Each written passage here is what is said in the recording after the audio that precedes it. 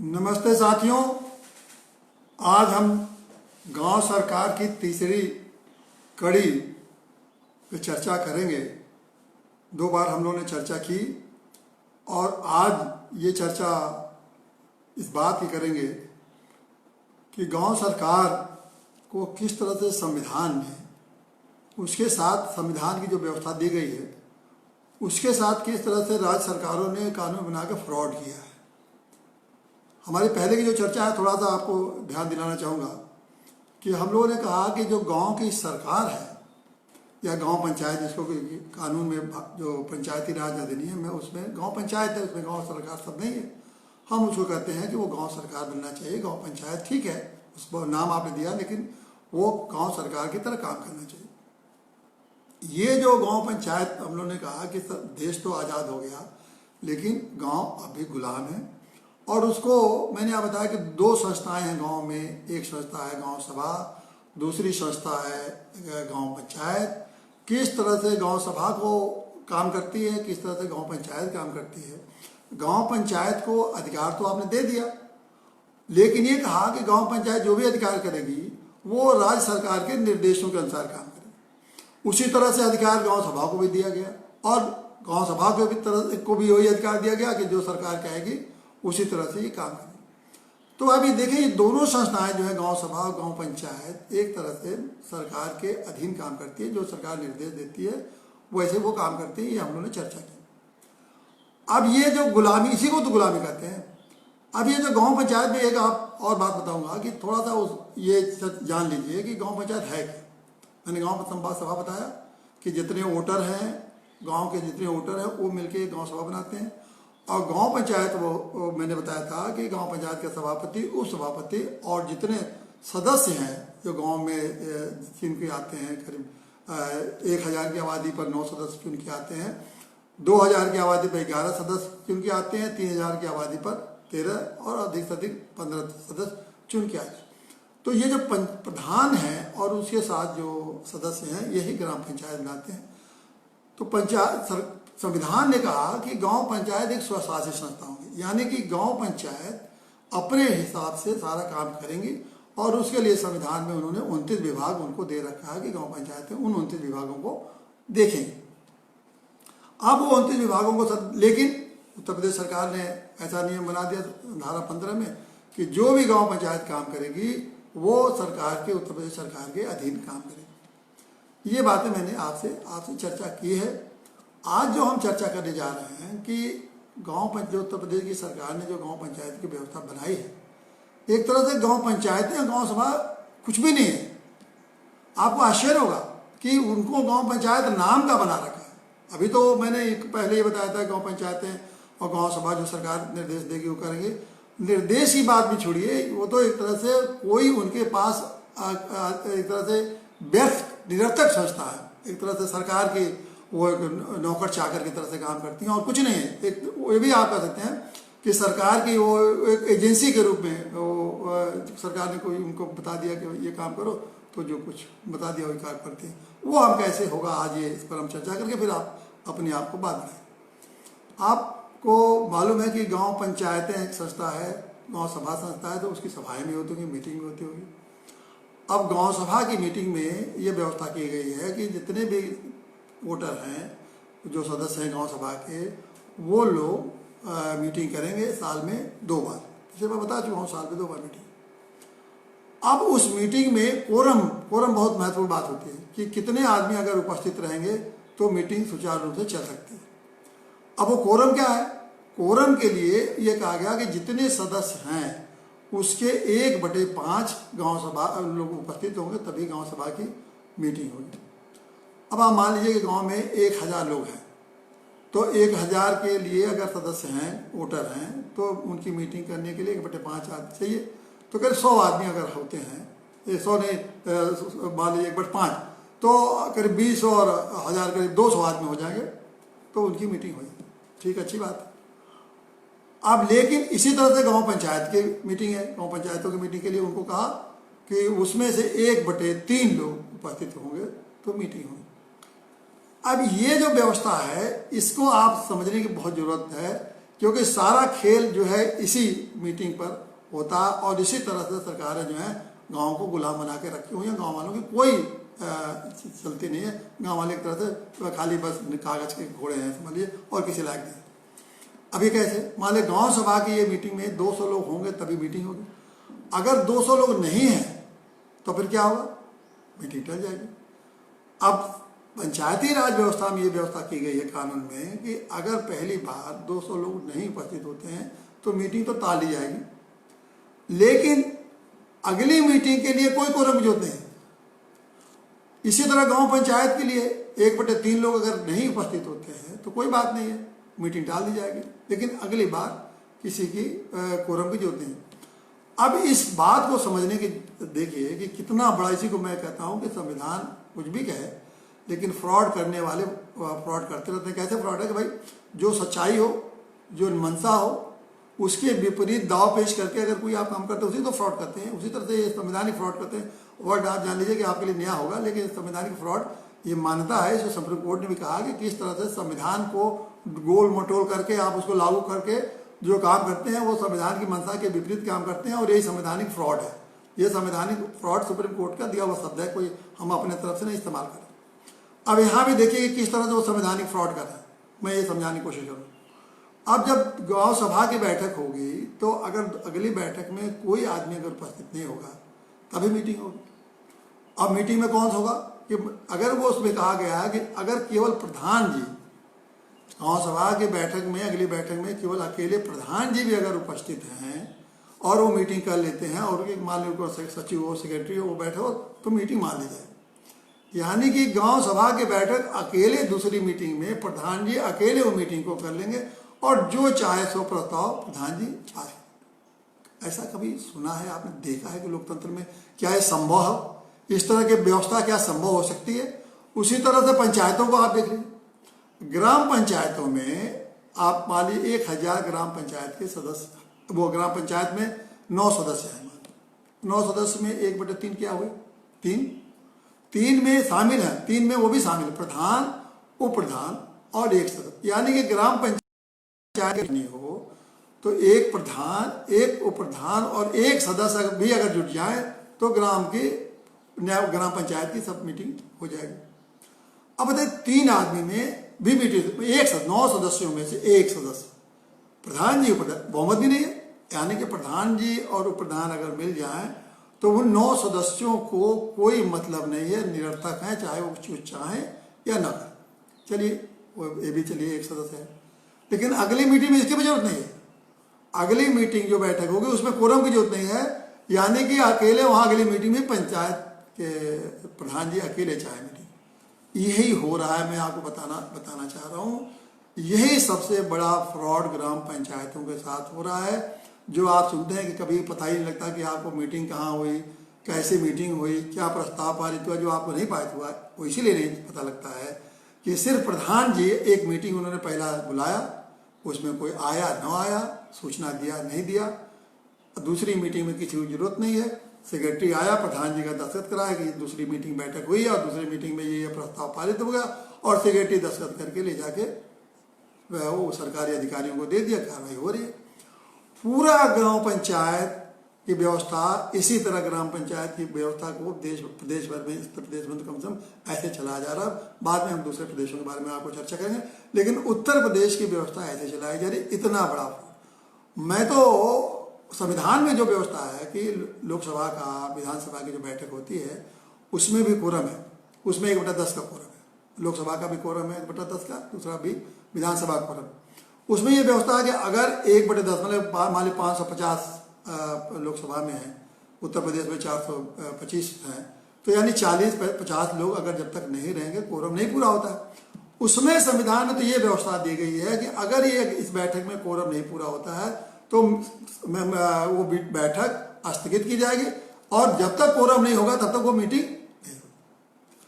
अब ये आप समझ लीजिए कि देश उसी संविधान में, जिस संविधान में लोकसभा का गठन हुआ है, जिस संविधान में आप विधानसभा गठन हुआ है, उसी संविधान द्वारा आपका इसका गठन किया गया है, ग्राम पंचायत का, गांव सभा का। वहां तो ये व्यवस्था है कि अगर कोरम नहीं होगा तो मीटिंग नहीं होगी।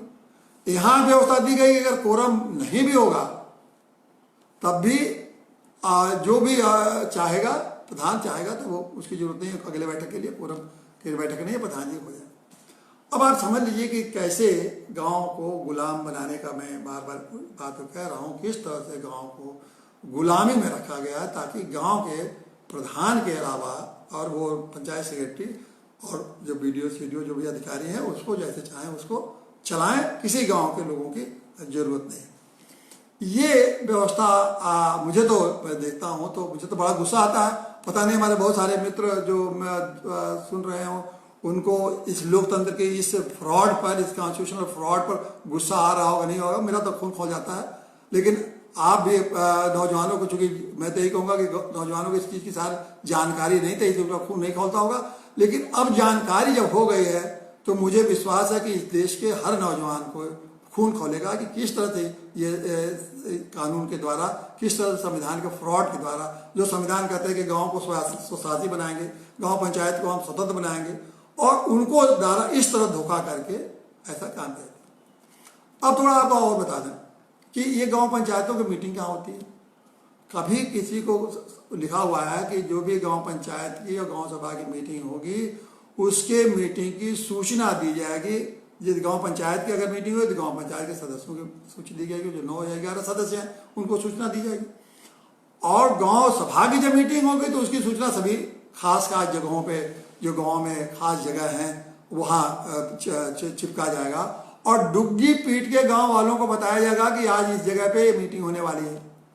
साथियों, कभी आपने डुग्गी गांव में सुना है कि गांव पंचायत की मीटिंग हो रही है, कि डुग्गी पीटा गया कि गांव सभा की मीटिंग हो रही है? कभी हुआ? क्यों? कि पंचायत गांव सभा की मीटिंग के दिखा देते हैं, एक आदमी बैठ के वो अपना कर दिया मीटिंग, उनको डुग्गी पीटने का बताने की जरूरत ही नहीं है। अब दूसरी बात मैं बता रहा हूँ कि ये भी उसमें लिखा जाएगा कि गांव सभा की मीटिंग कहाँ होगी, किस जगह पर होगी, किस स्थान पर होगी। क्या गांव पंचायत में कोई ऐसी जगह बनी है जहाँ की गांव के मान लीजिए 1000 लोग हैं वोटर, 1000 लोग बैठ सकते हैं? ऐसी कोई व्यवस्था मीटिंग के लिए बनी है गांव सभा के बैठक के लिए? क्या गांव पंचायत की बैठक के लिए कोई जगह निर्धारित है कि यहाँ गांव पंचायत की बैठक होगी तो हाँ आप वहाँ जाके आप देख सकते हैं? गांव का हर आदमी जा सकता है गांव सभा की बैठक देखने के लिए?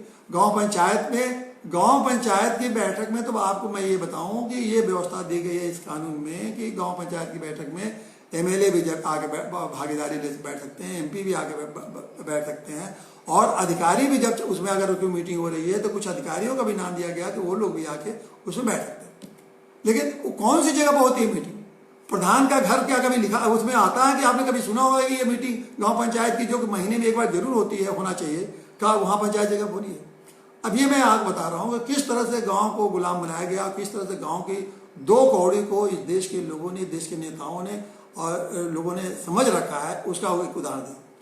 अब आप ये एमपी लोगों की मीटिंग होती है, लोकसभा का भवन देखिए, और करोड़ों रुपया का भवन बना, अब तो में अरबों रुपए का उसका भवन बना है, हर विधानसभाओं का भवन बना है। कितनी उनकी सुविधा है, कितनी सुरक्षा है, कितने व्यवस्था है। उत्तर प्रदेश में और उसको रोज जो बैठक होती है उस बैठक में जो खाना पीना रहना, उनका सचिवालय, ये सब व्यवस्था सब करोड़ों में जाता है, रोज प्रतिदिन का खर्चा करोड़ों में उनका जाता है। और जब नहीं कोई मीटिंग होती है तो रख रखाव में करोड़ों खर्चा होता है। उसी संविधान का अंग है गांव सभा या गांव पंचायत। वहाँ क्या खर्चा होता है? भवन तो है नहीं, और जो कुछ पहले भवन बने वो सब जीर्ण शीर्ण है। उसमें अब सरकार ने एक व्यवस्था दी है कि हम 18 लाख रुपया देंगे गांव पंचायत के भवन बनाने के लिए, और उसमें 8 कमरे होंगे और एक व्यवस्था होगी। अब ये बताइए, अपना भवन तो लोकसभा का विधानसभा का जो भवन है वो हजारों करोड़ में बना है, और गांव पंचायत का 18 लाख में आज एक मकान भी नहीं बन सकता है। अच्छा बढ़िया मकान बनवाइए तो 18 लाख में मकान नहीं बन सकता है, और ये 18 लाख में 8 कमरे का ये गांव में भवन बनवा रहे हैं। ये कौन सा भवन बनेगा? और ये भी कहा कि 20,000 भवन गांव पंचायतों को बन चुके हैं। वो कैसे भवन बने हैं? वो जो ठेकेदार होगा वो 18 लाख में अगर उसने कुछ 40% नहीं तो 20% भी कमाया होगा तो 18 लाख में 4-5 लाख तो कमाई लिया होगा। 12 लाख में कौन सा गांव पंचायत का भवन बन जाएगा? और उसमें आज तो 12 लाख क्या 1 लाख 2 लाख में तो उसमें टॉयलेट बनते हैं, उस भवन में क्या बनेगा? और गांव पंचायतों में कौन सी ऐसी जगह है, क्या ऐसी इतनी जगह है जहाँ के 1000 लोग गांव सभा की बैठक हो तो 1000 लोग बैठ सकते हो और वहाँ गांव सभा की बैठक कर सकते हैं? तो इस तरह से जिस देश में जहाँ 75% आबादी रहती है, उस देश के साथ इतना, उस देश में ऐसा मजाक, ऐसी उनकी तौहीन, ऐसी उनकी बेइज्जती, ऐसा उनका उपेक्षा अगर हो रहा है, तो मैं बताऊं कि क्यों नहीं नौजवानों का खून खौलता है, गांव में रहने वाले नौजवानों का, कि ऐसी व्यवस्था को, इस व्यवस्था को जितना जल्दी हो इसको चुनौती देना चाहिए, और जब भी मौका मिले तो इसकी व्यवस्था को तुरंत बदल देना चाहिए कि ऐसा नहीं करोगे तो हमें ऐसी व्यवस्थाओं की कोई जरूरत नहीं। क्यों नहीं खोलता है? अब ये मेरे लिए एक सोचने की वजह, मेरा तो खोलता है, मेरी इस आय में ये मेरी खून खोलता है, लेकिन हमारे देश के नौजवानों को क्यों नहीं खोलता है, वो हम कभी चर्चा करेंगे। क्यों नहीं उनका खून खोलता है, उसका कारण है, उसको इन नेताओं ने बनाया, उसको हम बड़े विस्तार से चर्चा करेंगे आने वाले में कि उनका खून क्यों नहीं खोलता है, क्यों उनका खून ठंडा पड़ गया, क्यों उनके अंदर कोई जो उत्साह नहीं रह गया, क्यों उनके अंदर जोश नहीं पैदा होता है, उसका एक कारण है, कभी चर्चा करेंगे। अब ये तो मैंने आपके गांव पंचायत, गांव सभा की बैठक की चर्चा की, और किस तरह से न बैठने की जगह है, वो न मीटिंग करने की जगह है, न उसका सबको बुलाने की जरूरत है, न सबके साथ बैठ पंचायत के सदस्यों को जरूरत है, अकेले मीटिंग कर लो, बैठक कर लो, जो चाहे चुका। अब ये सवाल यह है कि गांव पंचायत को जो अधिकार दिए गए हैं, वो जिनमें कहा गया कि संविधान ने दे रखा है कि वो, अब वो आप समझिए कि उन अधिकार क्या दिए गए हैं, संविधान ने क्या अधिकार दिया गया, और ये जो कर रहे हैं, जो गांव पंचायत और गांव सभा इस समय जो कर रहे हैं वो क्या है। अब मैं आपको दिखाऊं कि ये भारत का एक संविधान है, ये देखिए भारत का संविधान, इस भारत के संविधान को समझ लीजिए, और मैं इसी से बताऊंगा कि वो 29 विभाग इस भारत के संविधान में क्या है। मैं इसलिए बताना चाहता हूं कि उस बात को सब लोग को जाने कि वो 29 विभाग है क्या। आखिर में सरकार, वो भारत के संविधान में जब चीज दी गई है तो वो एक तरह से इसी संविधान से देश चल रहा है, इसी संविधान से मुख्यमंत्री है, इसी संविधान से प्रधानमंत्री है, इसी संविधान से चीफ जस्टिस ऑफ इंडिया है, इसी प्रदेश चीफ जस्टिस हाईकोर्ट, सारा कुछ इसी संविधान है। अब इसमें देखिए पहला दिया गया है कि कृषि विभाग, ठीक है, गाँव का व्यवस्था है कृषि विभाग। दूसरा व्यवस्था दिया गया है कि कृषि विकास, कृषि हो गया, फिर भूमि विकास, भूमि सुधार, जिसमें कि चकबंदी भी जोड़ा गया है, भूमि का संरक्षण भी उस विभाग में दूसरा विभाग दिया गया। तीसरा विभाग है लघु सिंचाई, जल प्रबंध और जल विभाजक क्षेत्र का विकास, तो जल, ठीक है, गांव में जल का बिना बहुत महत्वपूर्ण विभाग है। चौथा है पशुपालन और डेयरी उद्योग और कुक्कुट विभाग। मैं अभी थोड़ा इस पर चर्चा करूँ, आप जान लीजिए कि विभाग कौन है। पांचवा है मत्स्य विभाग, उद्योग, मत्स्य उद्योग है, देखिए बड़ा महत्व है, मत्स्य उद्योग केवल विभाग नहीं है, मत्स्य उद्योग किस तरह मछली का पालन और उसके साथ बहुत सारी चीजें जुड़ी है। फिर सामाजिक वानिकी और फॉर्म वानिकी, ये है छठवां। सातवां है लघु वन उपज। आठवां है, बहुत इंपॉर्टेंट है गांव के लिए, लघु उद्योग, जिनके अंतर्गत खाद्य प्रसंस्करण उद्योग भी है। खाद्य प्रसंस्करण मतलब खाद्यों का प्रसंस्करण करके सामग्री बना के में मसाला वसाला, फ्रूट जूस वगैरह तमाम उसमें शामिल है। उसके बाद है खादी, ग्राम उद्योग और कुटीर उद्योग, बहुत ही महत्वपूर्ण है गांव के लिए खादी उद्योग, ग्राम कुटीर उद्योग, इससे बड़ा महत्वपूर्ण तो कोई हो नहीं सकता। उसके बाद ग्रामीण आवासन, उसके बाद 11वां है पेयजल, पानी पीने के लिए गांव में व्यवस्था कैसे की जाए। 12वां ईंधन और चारा, गांव में ईंधन लकड़ी जलाने वलाने के लिए और चीजें हैं, और चारा है पशुओं के लिए चारा। 13वां है सड़कें, देखिए कितना महत्वपूर्ण, सड़क, पुलिया, पुल, फेरी, जल मार्ग और अन्य संचार के साधन। पहले बताया था कि अगर गांव के लोग सड़क का व्यवस्था रहती तो सब अपने करते, देखिए ये कितना दिया है संविधान ने कि सड़क, फेरी हो रही, ये सब रोड रास्ता गाँव वाले खुद अपना बनाए। चौथा है ग्रामीण विद्युतीकरण, जिसके अंतर्गत विद्युत का वितरण है, खाली विद्युतीकरण नहीं है, गांव वाले अपने विद्युत का खुद वितरण करेंगे, मतलब एक मान लीजिए मीटर लगवा लिए एक जगह पर, तब गांव के लिए पूरी बिजली ले लिए और वितरण का काम खुद करेंगे। देखिए कितने महत्वपूर्ण विभाग भारत संविधान में दिए गए। उसके बाद अपारंपरिक ऊर्जा, आज जो सोलर लाइट की जो बात हो रही है, ये अपारंपरिक ऊर्जा ये गांव को दिया गया है। फिर गरीबी उन्मूलन कार्यक्रम, गांव में गरीबी कैसे उन्मूलन हो, यह है 16वां। 17वां है शिक्षा, जिसके अंतर्गत प्राथमिक और माध्यमिक विद्यालय भी हैं। शिक्षा में, शिक्षा तो है ही है, सभी प्रकार की शिक्षा, लेकिन उसके साथ साथ प्राथमिक और माध्यमिक विद्यालय यानी डिग्री कॉलेज वगैरह भी उनके हाथ में है, गांव के हाथ में। 8वां है तकनीकी प्रशिक्षण और व्यवसायिक शिक्षा। तकनीकी प्रशिक्षण हम लोग कितने दिनों से कह रहे हैं कि तकनीकी प्रशिक्षण गांव में अगर लोगों को मिले तो वहीं सीखेंगे लोग। और व्यवसायिक शिक्षा, छोटे छोटे व्यवसाय की शिक्षा, जो कौशल शिक्षा के रूप में तमाम शिक्षा सरकार ने दिया, लेकिन गाँव को नहीं दिया, बड़े बड़े संस्थाओं को गाँव को सरकार ने दिया। उसके बाद पुस्तकालय, उसके बाद सांस्कृतिक क्रियाकलाप, सारे त्यौहार, शादी ब्याह, ये त्यौहार 15 अगस्त 26 जनवरी, लेकिन ये सारे कार्यक्रम उनके बाद दिया है। बाजार और मेले, ये है 22वां। 23वां है स्वास्थ्य और स्वच्छता, जिसके अंदर अस्पताल, प्राथमिक स्वास्थ्य केंद्र और औषधालय भी है। 24वां परिवार कल्याण। 25वां है महिला और बाल विकास। 26वां है समाज कल्याण, जिसके अंतर विकलांगों और मानसिक रूप से व्यक्तियों का कल्याण भी है। 27वां है दुर्बल वर्ग और विशिष्ट अनुसूचित जातियों का कल्याण।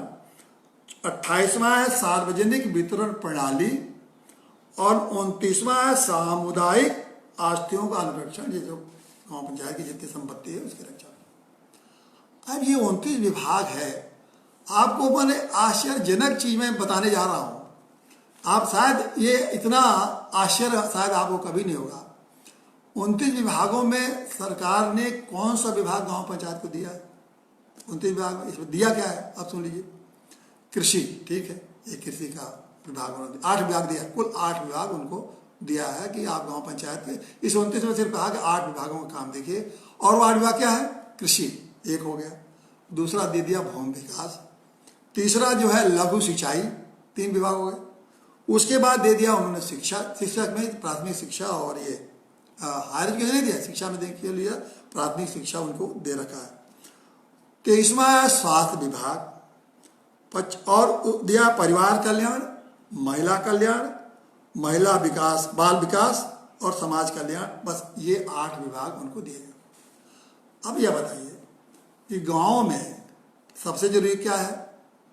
पशुपालन, पशुपालन नहीं दिए। गांव में सबसे जरूरी क्या है? लघु उद्योग, उसको नहीं दिए गए। गांव में सबसे जरूरी मत्स्य उद्योग, वो नहीं दिया है। गांव में दिया है कि ईंधन का, वो नहीं दिया है। गांव में आप पेयजल, वो नहीं दिया है। सड़क पुलिया, ये सब चीजें उनको नहीं दिया है। आपको ये पुस्तकालय नहीं दिया है, सांस्कृतिक कार्यक्रम नहीं दिया है, ये बाजार और मेले नहीं दिया है। ये तो दिन रात गांव में जिन चीजों की जरूरत है वो तो दिया नहीं, जो दिन रात होता, जो बड़ी बड़ी चीजें दिया। कृषि विभाग यहाँ भी है, केंद्र में है। अब बताइए, अब दिया है, ये भी समझ लीजिए कि ये जो विभाग दिया है ना, ये कैसे दिया? 8 विभाग। 8 विभाग में उन्होंने कोई विभाग उनको नहीं दे दिया कि गांव पंचायत और गांव सभा तुम लोग जो चाहो कृषि के बारे में निर्णय लो, जो चाहो भूमि विकास के बारे में निर्णय लो, जो चाहो लघु सिंचाई के बारे में। ऐसा नहीं किया है कि आप अपनी जरूरत से निर्णय लिए। इसमें क्या किया है कि सिर्फ ये किया है कि जो ये विभाग हैं, जो ग्रामीण स्तर पर इन विभागों ने जो छोटे छोटे कर्मचारियों की नियुक्ति कर रखी है, कि शिषपाल नियुक्त कर चुका है, कोई छोटा सा कर्मचारी नियुक्त कर, वो कर्मचारी जो छोटे छोटे काम गांव स्तर पर करते हैं, बस उतने ही काम जो है गांव पंचायतें करेंगी। ये है, बताइए, ये जो कृषि विभाग संविधान में जो दिया, उसने तो सोचा कि भाई कृषि के संबंध में गांव की जो जरूरतें होंगी सब गांव वाले तय करेंगे। ये तो संविधान ने नहीं कहा कि जो आपका कृषि का जो सचिव होगा या कृषि का जो छोटा क्लास 4 का कर्मचारी होगा, सिर्फ वो जो काम करेगा वही गांव पंचायत काम करेगी। मतलब इससे घटिया, मतलब मुझे गुस्सा आती है, इससे घटिया सोच कोई हो सकती है कि गांव पंचायत एक संवैधानिक संस्था है, वो काम करेगी जो इन विभागों के चतुर्थ श्रेणी के कर्मचारियों को जो काम करने के लिए दिया गया वो काम करेगी। मतलब चतुर्थ श्रेणी के काम पे हैसियत इन गांव पंचायतों की या गांव सभाओं की हो चुकी है, और फिर भी इस गांव के पंचायतें और गांव के लोग हमारा समाज उनको अपने आत्मगौरव का महसूस नहीं होता, वो गुलामी में आता है। ये जो गुलामी के मनोवृत्ति का है वो कब आज जागेगा, ये मुझे बार बार इस पर मैं जब बात करता हूँ तो उत्तेजित खुद हो जाता हूँ। लेकिन अब गांव के लोग पता नहीं क्यों, हमारे नौजवान और गांव के लोग उत्तेजित नहीं होते। बार बार बात दोहराता मैं, तो जब भी बात मेरे आता है कि क्लास 4 का जो काम है, चपरासी का जो काम है गाँव का, इन विभागों का, वो चपरासी वाला काम गाँव पंचायत करेगी, और वो भी जैसा कि निर्देश सरकार उनको देगी, उस हिसाब से वो काम करेगी। तो ये है आपका ये अधिकार। अब आपको मैं बताऊं कि ये अधिकार आपने 29 विभाग जान लिया, जो 8 विभाग मिल गया आपने जान लिया। अब इन चीज़ों को आप चाहेंगे ना कि भाई ये जो अधिकार है हम 29 विभाग कैसे इनको मिले, तो अब मैंने बहुत बार बार कहते हैं कि ये 29 विभाग क्यों देंगे, ये सारे और विभाग कृषि तो दिखेगा, ये जो सारे विभाग हैं ये सब कमाने वाले विभाग है। इसी में तो ये जो जितनी कमाई होने को हो सकती है, हर विभाग 29 विभाग में ये सरकार जो चला रही है, तो 29 विभाग में जो बजट होगा, अगर आप केंद्र में चाहे राज्य सरकार का बजट, इन विभागों में बजट जो आता है करोड़ों में बजट आता है। गांव के नाम पर ये, आप तो गांव वालों को तो इसका नहीं जानकारी है ना, उनको हिसाब देना है। तो ये जो करोड़ों का जो बजट आता होगा, तो ये बजट में गांव वालों को तो कुछ जानकारी है नहीं, क्योंकि उनको मिला ही नहीं है। तो यही तो ये सरकार वाले नेता और ये अधिकारी यही तो उनको बजट को खाने वाला काम करते होंगे। ये जो कितना खा रहे होंगे गांव के नाम पर। आप 8 विभाग, आप 8 विभाग में लोग कहते हैं कि भाई 8 विभाग में वो सचिव और अधिकारी पदाधिकारी बहुत घूस खाते हैं, प्रधान सब लोग मिल बांटे खा लेते हैं, वो जितनी भी छोटे बड़े। ये 29 विभाग है, इनके नाम पर ये अधिकारी कितना खाते होंगे, ये तो आप कभी ये समझने की कोशिश नहीं की और ना आपको जानकारी हुई होगी कि कितना रुपया खाते होंगे लोग। मतलब मैं अरबों खरबों रुपया गांव के नाम पर खाया जा रहा होगा। ये तो तब समझ में आएगा जबकि उसके हम आपको आगे बताएंगे कि किस तरह से अरबों खरबों रुपया आपके नाम पर ये सब खाया जा रहा है। तो ये जो विभाग है ये और सबसे मजेदार बात ये बताइए कि ये सार्वजनिक वितरण प्रणाली है, ये भी पूरा अधिकार आपको नहीं मिला है। सार्वजनिक वितरण प्रणाली भी, सार्वजनिक वितरण प्रणाली वो भी विभाग जो कि कोटेदार का है, लोग समझते हैं कि कोटेदार, वो भी उसका भी आपको व्यवस्था करने की जरूरत है। हम इसलिए कह रहे हैं कि मान लीजिए उदाहरण के लिए एक बात जो गरीब उन्मूलन का प्रोग्राम है, अब आप गांव में एक गरीब उन्मूलन, कब से गरीब उन्मूलन का गांव का प्रोग्राम दे दिए होते हैं, कुटीर उद्योग का देते थे। हमारे 2 विभाग का हम चर्चा कर रहे हैं कि ग्रामीण अगर दे दिए होते, बातें तो बहुत सभी चाहिए हमको सभी चाहिए गाँव सरकार में, तो हम सब विभाग चाहिए हम लेकर रहेंगे, आज नहीं तो कल लेकर रहेंगे, ये विश्वास है मेरा। अगर आप लोग हमारी बात सुनते रहे, हम लेकर रहे। लेकिन मान लीजिए जैसे उदाहरण के लिए दीजिए कि अगर मान लीजिए गरीब उन्मूलन का प्रोग्राम, गरीब उन्मूलन में अगर हम समझते हैं कि किसी इंसान को बहुत हुनरमान है, मान लो डोम जात का आदमी है, वो बांस का काम करता है, अगर हम उसको समझते हैं कि अगर इसको हम 10,000, 15,000 या 20,000 रुपया इसको हम एडवांस कर देते हैं, तो ये अपने वो जो काम कर रहा है उसमें बांस वांस खरीद के ले आके और धंधा शुरू हो जाएगा। कौन सा हम गुनाह कर देंगे? गांव पंचायत के लोग तय करेंगे, गांव सभा तय करेगी, और डोम को एकदम 4 घर मान लिए गांव में डोम का घर है, सबसे गरीब वही तो माने जाते हैं और सबसे उपेक्षित आज माने जाते हैं। ये भी कितना बड़ा दुर्भाग्य है कि 70 साल में भी हम डोम लोगों को अपने मुख्य धारा में नहीं जोड़ पाए और लोगों को एक पैसे की मदद करने की जरूरत है। अब 10,000, 15,000 मान लिया, आज उसने कहा नहीं हमको 5,000 दे दीजिए, हम बांस खरीदने जा रहे हैं, उसको हम गाँव पंचायत ने 5,000 दिए। बाद में उसने कहा कि साहब 5,000 और दिए, हमने 10,000 दिए। आज अगर वो डोम चाहे कि हम 10,000 या 15,000 की व्यवस्था हम कहीं करें सरकार से, व्यवस्था से रगड़ के मर जाएगा, क्योंकि सरकार के पास न कोई ऐसी योजना है उसके लिए, न उसको लिए कोई न लिखना पढ़ना, ये अधिकारी उन अधिकारी, सैंक्शन बैंक वो, अरे उसकी तो वो अनपढ़ आदमी, गरीब आदमी जो अपने गांव से 2-4 गांव तक आगे भी नहीं गया है, उसको दौड़ाए, उसको कहेंगे कि ये फार्म भरो, वहां लाओ, वो सिक्योरिटी लाओ, ये तो अब वो डोम की स्थिति को, ये डोम की स्थिति हमारे प्रधानमंत्री उसकी गरीबी दूर करेंगे, डोम की स्थिति हमारे मुख्यमंत्री दूर करेंगे। ये लोग बड़ा भारी मसीहा बन गए हैं लोग कि डोम को स्थिति दूर करेंगे। उस डोम की हालत गरीबी को गांव का प्रधान, गांव के पंचायत और गांव के लोग नहीं दूर करने का उनको अधिकार नहीं है, क्योंकि वो लोग बेईमान होंगे, इनकी नजर में ही है ना भाई, अधिकार दे देंगे तो गांव वाले बेईमान हैं, प्रधान भ्रष्ट है, वो सब सदस्य भ्रष्ट हो जाएंगे, ये 10,000 रुपया खा लेंगे, ये दूर करेंगे। और ये दूर कर रहे हैं 70 साल से प्रधानमंत्री और मुख्यमंत्री उन छोटे मोटे गरीबों, ये गरीबों की कभी नहीं दूर हुआ और आज भी हालत हो गई, उसके नाम पर पैसा अपना ऐश कर रहे हैं। आप आते हैं गाँव, मैंने कहा ना कि गाँव के गाँव पंचायत का भवन तो बनाने, और प्रधानमंत्री को आप राष्ट्रपति के लिए जो जहाज आ रही है, मालूम है आपको, एक ऐसी जहाज खरीदी गई है, 2 जहाज, 800 करोड़, याद करिए 800 करोड़ की जहाज प्रधानमंत्री और राष्ट्रपति के लिए खरीदी गई है। जो उसी देश में जहां भी जाना होगा, विदेश में जहां भी जाना हो, 800 करोड़ में सारे, मैं गारंटी के साथ करता हूं कि 800 रुपया खर्च कर दें तो हर गांव पंचायतों में एक पंचायत भवन बन सकता है, और उन पंचायतों भवन में ठाठ से लोगों का सारा एक दफ्तर बन सकता है, सचिवालय बन सकता है, और लोग काम कर सकते हैं। ये लेकिन ये वो नहीं होगा, क्योंकि उनको बहुत चिंता है हमारे प्रधानमंत्री का। 70 करोड़ लोग बैठने की जगह नहीं है, अपना मीटिंग करने की जरूरत नहीं है, लेकिन उनको एक हवाई जहाज खाली यहाँ से लंका जाना हो, यहाँ से नेपाल जाना हो, तो उनको चाहिए 800 करोड़ की जहाज में वहीं से वो उड़े। ये हमारे लोकतंत्र का मजाक से मजाक है। इसको तो अगर आप बर्दाश्त करते हैं तो ये इतनी से दुखद और कोई नहीं सकता। तो इसीलिए मैं कह रहा हूँ कि ये उसी तरह से एक मान लीजिए लोहार है, उसको हम गांव वाले समझते हैं कि लोहार है, उसको 10,000 की मदद करना है, तो उसको हम गरीबी के लिए तो योजना बना के दे सकते हैं। तो ये सारी बातें लेकिन इन विभागों को उनको नहीं दिया गया। इससे मंशा साफ है कि संविधान भले कहे कि गाँव को स्वशासी बनाइए, गाँव को उनके अधिकार दिए, लेकिन ये सब संविधान के नाम पर कॉन्स्टिट्यूशनल फ्रॉड कर रहे हैं, कॉन्स्टिट्यूशन के साथ धोखा कर रहे हैं, और गाँव को लोगों उनसे वंचित कर रहे हैं। इसी बात को आज समझाने की जरूरत थी। अब मैं इसी तरह से एक ही चीज मैं आपको बताता जाऊंगा। मेरी यही कोशिश रहेगी कि आप उस ढंग से ठीक समझें कि क्या क्या हो रहा है। जब आप समझ जाएंगे तो चीजें आपके जब समझने में आने लगी, तो मैं समझता हूँ कि निश्चित रूप से जो मुझे जो शायद गुस्सा आता है, शायद वैसा गुस्सा आपको भी। अब मैंने कहा कि हर बात के बाद थोड़ी देर में प्रश्नों का उत्तर भी देता हूँ, और अब प्रश्नों के उत्तर कुछ प्रश्न आए हैं, और उनका भी मैं समझता हूँ कि ये उचित होगा कि उन प्रश्नों का आपके सामने रख दें। अजीत सिंह जो है हमारे भारत परिषद के प्रदेश अध्यक्ष हैं, इन्होंने 2 सवाल पूछे।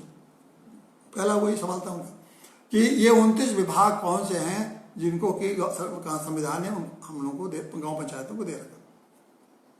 अजीत सिंह उसके भी हैं, कार्यवाहक अध्यक्ष हैं पंचायती राज ग्राम प्रधान संगठन के भी। तो उनको मैं समझ रहा हूँ कि उनको अब समझ में आ गया होगा कि 29 विभाग है। सारी बातें मैंने स्पष्ट संविधान के हिसाब से बता दी। दूसरा उनका ये प्रश्न था कि ये कैसे होगा। लोग पूछते हैं गांव में जब जाते हैं तो लोग सब बार बार पूछते हैं कि क्या ये लागू हो पाएगा। अब ये बहुत बड़ा अभी अच्छा सवाल है कि कैसे लागू होगा। अब इसके लिए मैं देखिए बहुत लंबी चौड़ी बात नहीं कर रहा हूँ। अगर मेरी बात आप सुन लें और समझ लें तो जिस दिन से आप अभी तो पिछली बार मैंने कहा तो करीब 1600-1700 लोगों ने इसको देखा कार्यक्रम को। इस बार अगर मान लें 1000 का 2000 आदमी 2500 आदमी कार्यक्रम को अगर देख रहे हैं तो इस कार्यक्रम को अगर हर आदमी अपने लोगों तक पहुंचाता रहे तो काफी लोग इसको देखने लेंगे। मैं विश्वास दिलाता हूं कि जिस दिन 10 लाख लोग इस कार्यक्रम को देखने लगेंगे, हमारी बात सुनने लगेंगे, उस दिन ही गांव पंचायत का जो हमारी गांव सरकार का कल्पना है उसकी शुरुआत हो जाएगी। 10 लाख। और जिस दिन 1 करोड़ लोग इस कार्यक्रम को देखने लगेंगे उसी दिन गांव सरकार बन जाएगी। आपको विश्वास दिलाता हूं, मैं बनवाऊंगा ग्राम पंचायत। इनकी हैसियत नहीं है जो संविधान की व्यवस्था है। इस संविधान की जो व्यवस्था को इतने दिनों तक दबा के छुपा के उसके साथ धोखा करके कोई मुख्यमंत्री या प्रधानमंत्री रह नहीं सकता है अपनी कुर्सी पर, एक दिन नहीं बैठ सकता। लेकिन अब 1 लाख 1 करोड़ कुछ करिए मत। हम ये भी नहीं कह रहे हैं कि आप धरना करिए, प्रदर्शन करिए, दौड़ी कुछ नहीं। सिर्फ मेरी बात को सुनिए, समझिए और लोगों तो अधिक से अधिक सुनाइए और उनको समझाइए। सिर्फ 1 करोड़ लोग जिस दिन हमारी बात सुन लेंगे उसी दिन गांव आजाद हो जाएंगे। जो गुलाम बनाए हुए हैं ये लोग, नेता अधिकारी मिलके जो गांव को गुलाम बनाए, उसी दिन मैं विश्वास दिलाता हूं कि गांव आजाद हो जाएगा। तो ये आप ये मत समझिए, ये लागू होगा, मैं लागू कराऊंगा। गारंटी के साथ आपको देता हूं कि जिस दिन 1 करोड़ लोग मेरे बात को सुनने लगे और समझने लगे उस दिन ये प्रोग्राम लागू हो जाएगा। विश्वास रखिए, बार बार मैं कह रहा हूं, लेकिन आपको करना तो पड़ेगा ही। अब आप कितना आसान है। अब मेरी बात सुनिए, आपने शेयर किया, लोगों तक पहुंचा, आप अकेले नहीं, आपने 100 गया। आज आप 2000 अगर आदमी सुन रहे होंगे तो 2000 के फ्रेंड होंगे, आप कर दीजिए तो 1 हफ्ते में तो 1 हफ्ते के अंदर वो कई हजार लोग इसको तक 20,000 तक लोग पहुंच जाएगा। 1 लाख तक 10 लाख पहुंचने में 4-5 प्रोग्राम के अंदर ही 10 लाख पहुंच जाएगा। और जिस दिन 10 लाख पहुंच जाएगा, देखिए उसी दिन आपकी चर्चा शुरू हो जाएगी कि भाई गांव सरकार तो अब बनाना ही पड़ेगा। लगता है तो लोगों में अब उत्तेजना हो रही है, लोग गुस्सा हो रहे हैं, लोगों में खून खौल रहा है, ये बातें होनी शुरू हो जाएंगी। और जब ये बातें शुरू हो जाएंगी तो उस पर काम शुरू होगा। और जिस दिन 1 करोड़ लोग हो जाएंगे, उस दिन लोग सोचेंगे कि अब तो हम लोगों को हर हालत में, ये तो नहीं तो बहुत बड़ा विद्रोह हो जाएगा, ये देश में बहुत बड़ा विद्रोह हो जाएगा अगर हमने इस गांव सरकार को नहीं लागू किया। 70 करोड़ लोग, जो 70% आबादी, जहाँ 1 अरब लोग जहाँ रह रहे हैं जिन गाँव में, 1 अरब लोगों को हम इग्नोर नहीं कर सकते, उनकी उपेक्षा नहीं करते हैं, गांव सरकार लागू हो। तो ये समझ लीजिए कि यही करना है आपको। अब जितनी तेजी से मैं अपना काम कर रहा हूँ, आपका काम है उसको इस तरह से उस काम को आप आगे आगे आगे बढ़ाते रहें। और साथियों, विश्वास दिलाता हूँ, फिर दोहरा रहा हूँ इस बात को, जिस दिन आप 1 करोड़ कर लेंगे, देखिए उसी दिन इतनी बड़ी देश की सेवा करेंगे, इस देश को बदल देंगे। जो कहा गया ना कि सोने की चिड़िया, ये नेताओं को और पार्टी वालों को कहने से नहीं होगा, विश्व गुरु इनके कहने वाले से नहीं होगा। जो पार्टी वाले घूम घूम के मुंह बा के कहते हैं, बड़बड़ा बड़बड़ा के कहते हैं, चिल्ला चिल्ला कहते हैं विश्व गुरु बनेगा। अरे क्या विश्व गुरु बनाओगे जब एक डोम को तो तुम उसको गरीबी से बाहर नहीं कर सकते हो, तो विश्व गुरु बनाओगे? ये विश्व गुरु बनाएंगे लोग? तो ये और विश्व को चिड़िया बनाएंगे उस मामूली गरीब लोहार आदमी को, जिसको 5,000 रुपये जो होते उसको दे रहे हो तुम, इस देश के। तो ये 2 सवाल इनके थे। अब एक सवाल, अब 2 सवाल बेचू ने कहा है, बेचू को 2-3 सवाल आए हैं, बड़े लंबे लंबे उनके सवाल हैं। तो बेचू यादव ने आजम कहे हैं, फिर उन्होंने 3 सवाल पूछा है। अब मैं उन तीनों सवालों को बहुत संक्षिप्त उत्तर दूंगा। उनका जो सवाल था ये है, उनका यह कि मुख्यमंत्री और कार्य समिति जो बनेगी, पंचायत सरकार बनेंगे, अगर ये लोग उनकी बात नहीं मानते हैं, मान लीजिए आज जैसे जो नहीं सुनते हैं, उनके खिलाफ कोई भी शिकायत करिए तो वो नहीं सुनते हैं, कोई शिकायत नहीं सुनते हैं। एक बात मैं बताऊँ आपको, इस पर और से फिर से विस्तार चर्चा करेंगे। पहले गांव में एक न्याय पंचायत हुआ करती थी, आप जानते हैं। बाद में न्याय पंचायतों में इन्होंने खत्म कर दिया। उसके बाद ये व्यवस्था आई कि ग्राम न्यायालय बनेगा, ये व्यवस्था आई। अब ग्राम न्यायालय भी नहीं बना, कहीं लागू नहीं, उत्तर प्रदेश में ग्राम न्यायालय नहीं बना। वो गांव पंचायत, जो न्याय पंचायत थी, उसमें ये कानून था कि जो लोग, जो पंचायती राज अधिनियम के जो नियम में, कानून में जो लिखा गया है, उसका कोई पालन नहीं करता है, अगर उसका उल्लंघन करता है, तो न्याय पंचायत में आप तुरंत मुकदमा करते हैं, उनके खिलाफ कार्रवाई होती थी, उनको सजा मिलती थी, जुर्माना होता था। अब न्याय पंचायत आपने खत्म कर दिया। अब आप गांव पंचायत के किसी भी अधिकारी, जबकि पब्लिक सर्वेंट, मैंने लोक सेवक पहले भी बताया था आपको, सब लोक सेवक, और किसी प्रधान के चोरी कर रहा है, उसके बाद शिकायत करिए, तो कहाँ जाएंगे आप? वही थाने पर जाएंगे ना। आज चोरी अगर कोई कर रहा है, चोरी थाने पर जाएंगे, थाने को दरोगा को घूस दे देगा, पैसा खिला देगा, वो खत्म हो जाएगा, वो छूट जाएगा, उसका आपको FIR नहीं दर्ज किया जाएगा, कहेगा भाई जाओ DM में शिकायत करो। तो अब लेकिन अगर न्याय पंचायत की अपने गांव में ही न्याय पंचायत होती थी, जाके शिकायत करते कि देखिए इसने ये उल्लंघन किया है, इसके खिलाफ मुकदमा दर्ज किया, दावा दाखिल होता था, उसको सजा होती थी। कितने अच्छे ढंग से उन न्याय पंचायत व्यवस्था को खत्म कर दिया। और ये ताकि इन लोगों को लूटने, खाने और चरने का मौका खूब मिलता रहा। ठीक है, खत्म कर दिया। अगर वो आपको लगा कि अच्छे ढंग से नहीं चल रही तो ग्राम न्यायालय तो बनाओ, ग्राम न्यायालय में हम इनके खिलाफ शिकायत करते। मान लीजिए कोई गोबर फेंक रहा है सड़क पर, कोई आदमी गांव में, तो आप कहाँ शिकायत करने जाएंगे? तो FIR करने जाएंगे। अगर वो ग्राम न्यायालय होगा, तो अगर गोबर सड़क पर फेंक रहा है, तुरंत 2 घंटे के अंदर गए ग्राम पंचायत में, शिकायत किया, उसको सजा, उसके मुकदमा दर्ज हुआ और उसके खिलाफ कार्रवाई होने लगी ग्राम न्यायालय में। और फिर अगले बार से गोबर फेंकेगा नहीं, उसका मकान अटैच हो जाएगा, उसके पशु अटैच हो जाएंगे, उसके तमाम दंड के प्रावधान, उसकी व्यवस्था हो जाएगी। तो ये व्यवस्था को खत्म कर दिया, दूसरी व्यवस्था बनाएंगे।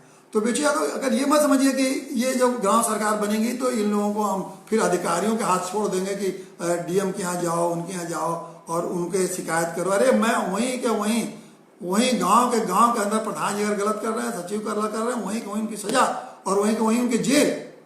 और ये व्यवस्था जब बने, क्योंकि उसके पास न्यायालय बन जाएंगे, उसकी अपनी पुलिस भी होगी, उसकी अपनी व्यवस्था भी होगी, उसके निर्णय की भी व्यवस्था होगी, निर्णय लागू करने की भी व्यवस्था होगी।